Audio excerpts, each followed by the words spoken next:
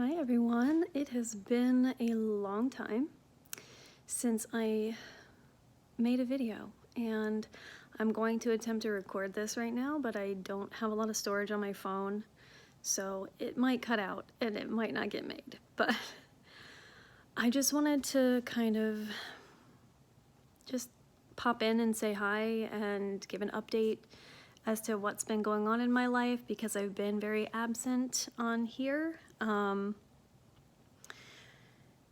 If anybody saw my last video, which was months ago, it was maybe 8 months ago, September, October, somewhere in there, you will see that it was a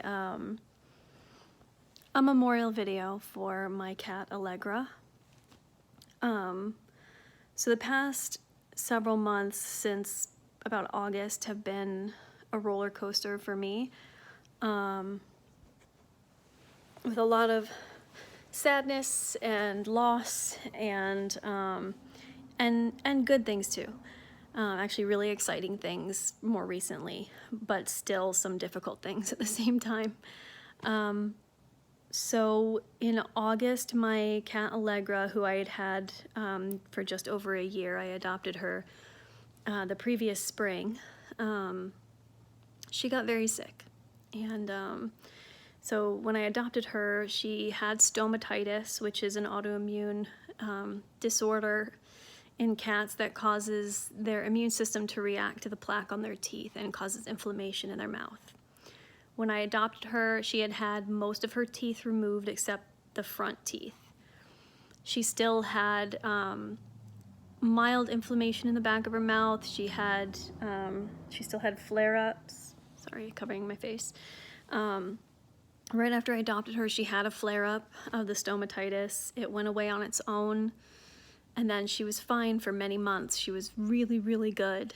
And then she had another flare-up last August, and it was not getting better, and it was getting worse and worse. And over the course of that month was just taking her back and forth to the vet, to the emergency vet, back and forth, you know, spending a lot of money on care for this cat, trying to figure out what was wrong, why she wasn't responding to medication. She had a very hard lump on her jaw that originally we thought was her lymph node was swollen, but in the end it did turn out to be cancer. In the process of, you know, being at the emergency vet, you know, her front canine on the bottom just fell out of her mouth. And eventually our vet did surgery to do a biopsy of the lump, and it came back as oral squamous cell carcinoma, which is an extremely aggressive cancer.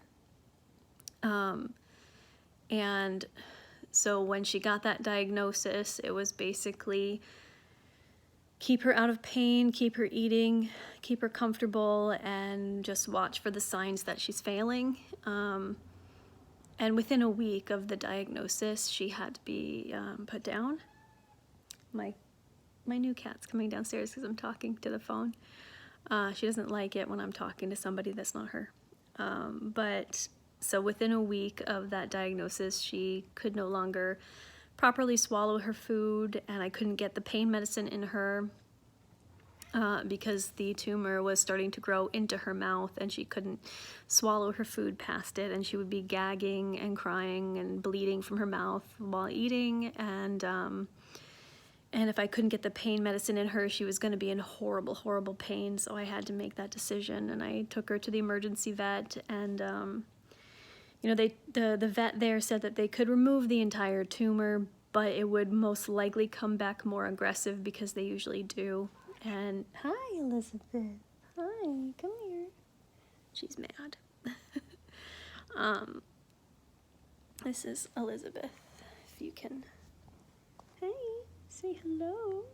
I don't know if she's visible on there. But they said it would come back more aggressive, and I chose not to prolong her suffering. And she was put down, and then a month later, I lost my dog, Munchkin, who had been a part of my life for almost 17 years. She was 19, possibly 20 years old.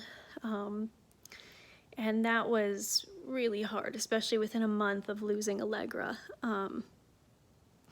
And you know, there's still a lot of guilt involved in that, because I know that she spiraled downhill because I took her to the vet. And I had avoided taking her for 3 years to keep her stress-free, to keep her from spiraling downhill. And I gave in and I brought her for an issue that was most likely an allergy, and they put her through a lot of stress in order to diagnose her with heart disease and kidney disease. And I told them that she needed to be stress-free and as little stress as possible at that appointment, and they put her through a lot of stress in order to give her the scans and tests, and brought her back out to me, and she couldn't even stand up. And what did you just eat? What are you doing?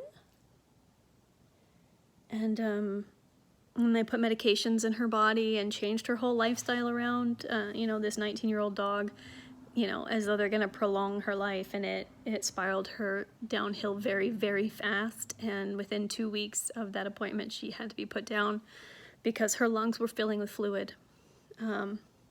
Everything that they did to her progressed her heart disease rapidly.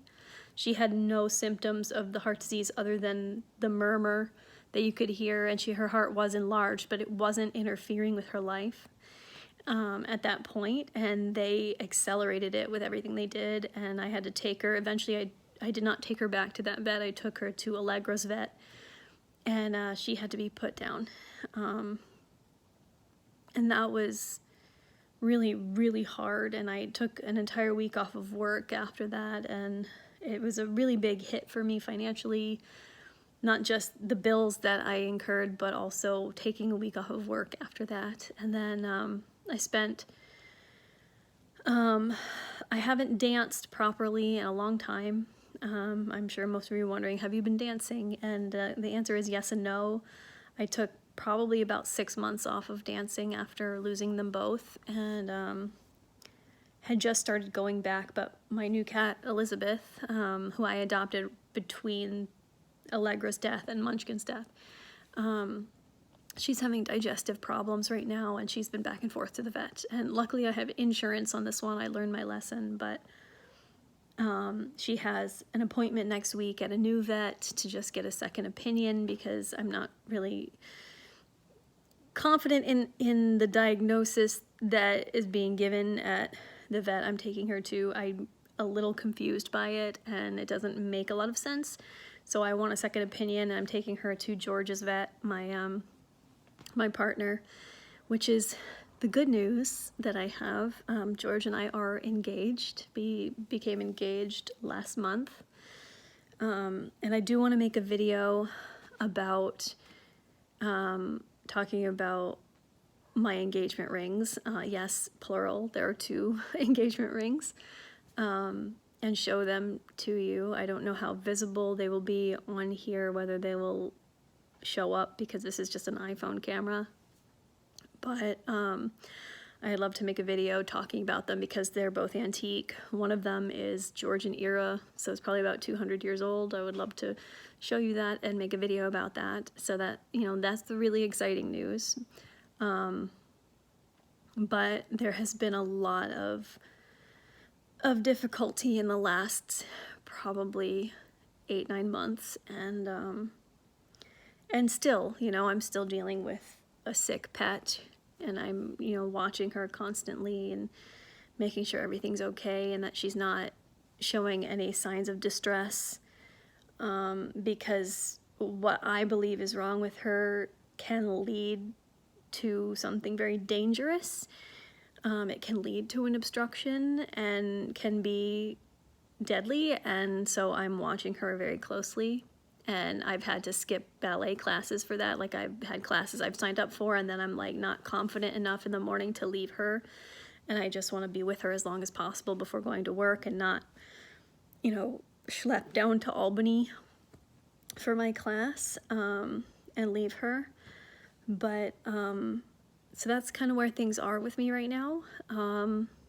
Yeah, I haven't really Oh, that's not the entire story. I've skipped a whole big part of the story. So for the past year, I have been in physical therapy. That's part of it. That's part of one of the reasons that I haven't danced also. So I had videos about my shoulder injury 2 years ago. I haven't made any videos about my my SI joint injury. So around the time of my shoulder injury, I had fallen down the stairs and I twisted my pelvis and I did not know. And I had, like, it bothered me on and off here and there, but it wasn't anything major and it would just come and go. And then January before last, I got a virus that I'm pretty sure was COVID, but it was like a form of COVID that was really evasive to the tests. And my boss's daughter had a form of COVID at the same time that was evading all of the tests. And my first symptoms was I woke up one morning and I was in excruciating pain in my left SI joint and could almost barely walk. And I had to have heat patches on my back to get through. And, you know, that persisted. And then 2 days later, I woke up feeling like I was being stabbed in the throat, and I felt like I was swallowing nails when I would swallow, and I got really sick. And then the back pain, the SI joint pain persisted and was really bad, and I started seeing a chiropractor and it wasn't helping, and then he wanted an MRI, but my insurance was running out, and so they wouldn't give me an MRI because they said I needed to do physical therapy first, but I didn't have time to do that before my insurance ran out, so I started physical therapy. I currently don't have health insurance, so it's all out of pocket. George has been helping me pay for that. But right before going to physical therapy, the pain spread to the right SI joint. Because everything was misaligned in my pelvis, and even though my pelvis is no longer twisted, my sacrum is still slanted, and so I've just been dealing with with joint pain, like joint inflammation and myofascial pain, and you know, when I go, I have all of these trigger points in my muscles that, like, they don't feel during the day, but then she palpates them and I'm in excruciating pain. And it's not just in that area, like even in my shoulders, upper back area where I had my shoulder injury, my pinched nerve, because when I was probably a couple months into the treatment for my SI joint in physical therapy, my upper back shoulder area flared up, and it wasn't a pinched nerve, it was like muscle spasm, like horrible muscle spasm, like everything got really just excruciating. And so she had to start treating me for that, and like the pain I'm feeling in those muscles is like really deep, like the really deep muscles, like your serratus muscles, which attach to your rib cage, like underneath all of those bigger muscles, these littler muscles that attach to the ribs, that attach to the spine, that, you know, like those muscles are the ones that are having like this myofascial, like, spasming and just like, it's insane. And I've been in physical therapy for almost a year. Next month will be a year that I've been in physical therapy, and it's not like exercise based. It's mostly massage therapy. There's been acupuncture, there's been cupping, there's been cold laser therapy. She did one that was it was heat and stim together.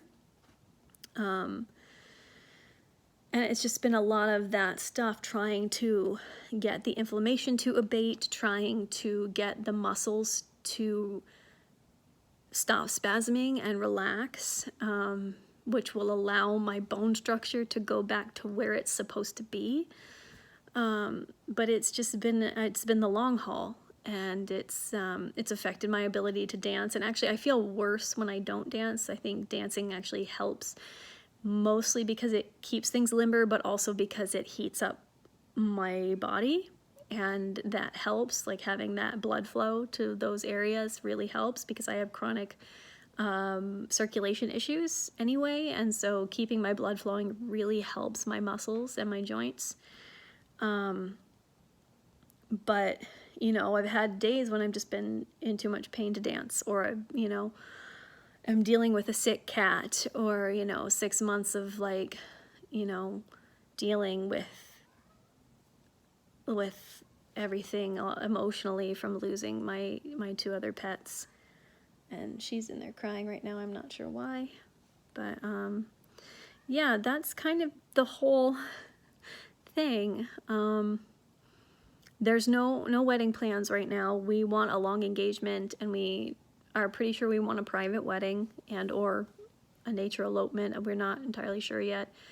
I have ideas in my head. You know, I've always kind of envisioned what I want, and I have like Pinterest board and whatever, but you know, we just want to take things at pace and have it just be calm and, you know, not this big ordeal. And you know, I do already have like family trying to call me and make it into this big thing and like, call us. And, you know, I'm a really quiet person, and I'm not, I don't like the phone. So I really hate talking on the phone. There's like 3 people in the whole world I will ever talk to on the phone. And other than that, I don't like it. Even calling to make the appointment for Elizabeth today, it was just like I had to work myself up to pick up the phone to call the vet.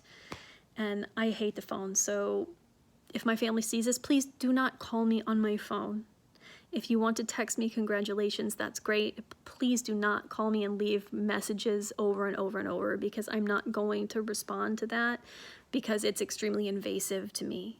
And I know that other people don't understand that. There are people that understand it, but most people don't understand that. But having my phone ringing all the time and having messages demanding that I call you is extremely invasive to me. And I don't respond to that. So if you see this, please take that to heart and understand that who I am as a person, I need that space, and I need to not be like pushed in on in that way. And that this is who I am, and it's not going to change, and I'm sorry. And it doesn't mean that I hate you. It just means I'm not that person, okay? I'm very quiet to myself kind of person, and I need that kind of space from other people. And that when I want to engage with people, it's in my own time and on my own, you know, like of my own free will. You know, it's not, I don't like having it pushed on me. So anyway, on that note, I am gonna go, because it is a gorgeous day outside. I gotta figure out what I'm gonna do for the rest of my day off. Probably see George. It is the first night of Passover tonight. I don't know if I will be keeping kosher for Passover. It's really hard working where I work, being able to do that, and living the life I live. It's very hard. So I'm not sure if I'll be able to keep kosher for Passover, just because it's, you know, I work in a grocery store, and there are limited options what I can have for my lunch there, as far as like my free lunch, and I don't want to spend a ton of money trying to keep kosher for Passover. Or just living on matzah and cream cheese kind of a thing. The cat's getting in trouble. What did you do? What did you do? Did you knock over your litter box? I gotta go. Anyway, that's everything that's going on with me. I hope you're all doing really well. If you're Jewish, happy Passover. Anyway, I will see you guys in another video, hopefully, and hopefully I can make a video about my engagement rings and try to be more active on here. I really would like to be. I don't know. I'm not very good at it, and I have limited storage on this phone, and I don't have proper equipment. I don't have proper editing software. I don't have what you need to have to be a lot more active on social media in this way and on YouTube in this way. So that's something I need to figure out, because I would like to be able to make more content, whether it's dance content, whether it is natural living content, whether it is just sharing my life in little moments, whatever. I do enjoy even just sitting and talking and sharing what's going on. But I will see you guys in another video. I'm gonna go investigate what my cat just knocked over. But have a good day. Bye.